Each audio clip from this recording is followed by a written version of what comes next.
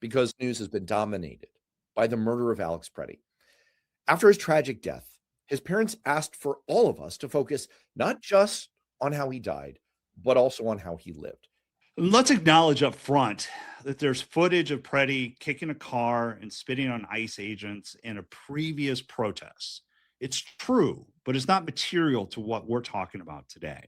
Because in his last moments of his life, Alex Pretti ran towards danger, not away from it. He rushed to help a stranger, fully aware that the moment was volatile, chaotic, and combustible. He knew it was a powder keg, and he stepped forward anyway.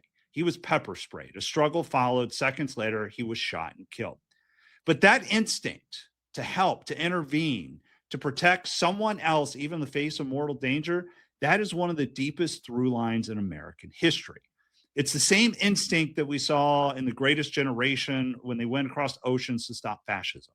The same instinct that drove first responders into burning buildings on 9/11.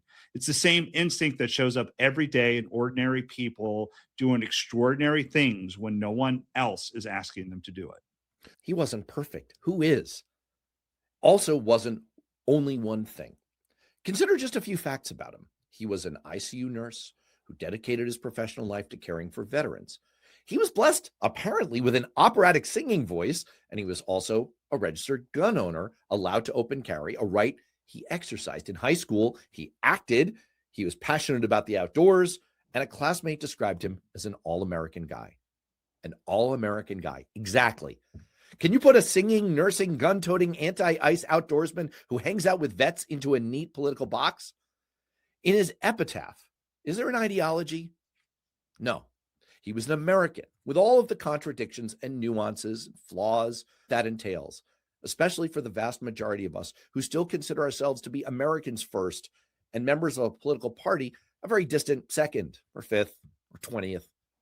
Someone who could passionately protest and carry a gun at the same time, expressing two fundamental rights at the core of who we are. You don't have to be flawless to embody the American spirit. You just have to be willing to step forward when someone else is in trouble. That instinct still exists. That spirit is still alive. And it's bigger than any protest, any politician, or any narrative trying to erase it. In the contradictions that we embody as a people are part of our strength. Like Alex Pretti, we're not one thing. E pluribus unum, out of many, one. We are an alloy, and that makes us stronger. It makes us better.